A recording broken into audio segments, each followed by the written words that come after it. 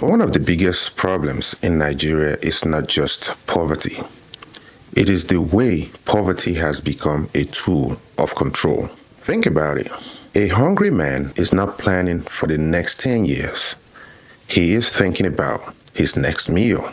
A mother who does not know how she will feed her children tomorrow is not thinking about long-term policies. She is thinking about survival. That is the tragedy of physical poverty. When survival becomes your daily battle, your future becomes a luxury. You stop asking, where is this country going? And start asking, what will I eat today? Then there is another kind of poverty. That is poverty of the mind. This is not about money. It is about information. It is the poverty that keeps people from asking questions. It accepts anything because it has never been taught to demand better. It believes every promise without checking the facts. It defends people instead of defending principles. Physical poverty empties your pocket. Mental poverty empties your ability to challenge what is wrong. And when these two meet, they create a society that depends on a few powerful people for everything. Things like food, jobs, school fees, medical bills, election money. So instead of citizens demanding functioning institutions, people begin to depend on individuals.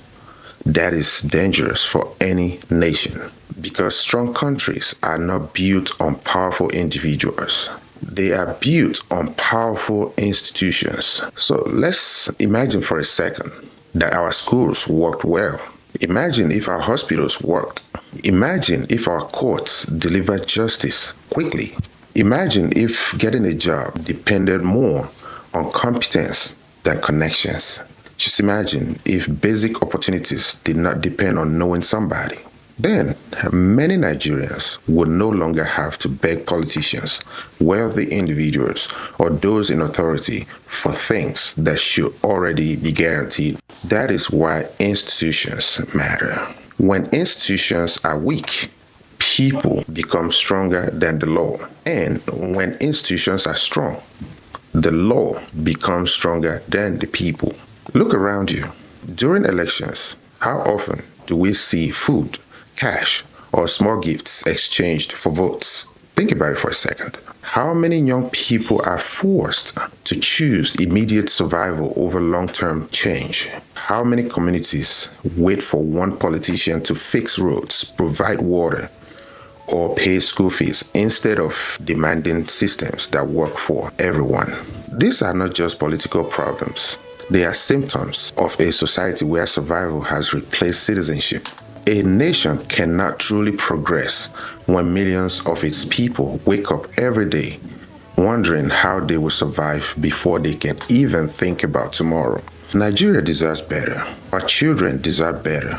So the goal should not be to create a country where people depend on powerful men. The goal should be to build a country where everyone can depend on strong institutions. Because when people are educated, informed, and economically empowered, they become difficult to manipulate. And perhaps that's the question we should all be asking ourselves. Who benefits when citizens remain dependent? Let's continue this conversation in the next episode. In the meantime, have a great day and stay blessed.